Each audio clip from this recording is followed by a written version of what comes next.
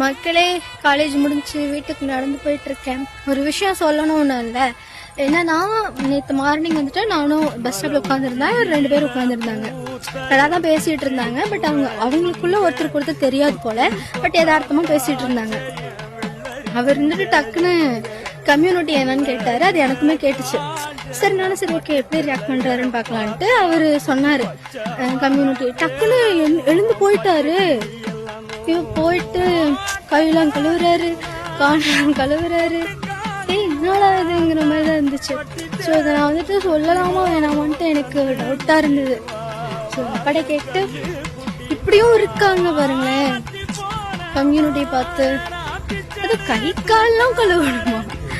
என்னங்க இதெல்லாம் அநியாயமா இருக்குது. சரி ஓகே, நீங்களும் பார்த்து சேஃபா இருங்க. இப்படி யாரும் பண்ணாதீங்க மோஸ்ட்லி. Okay bye.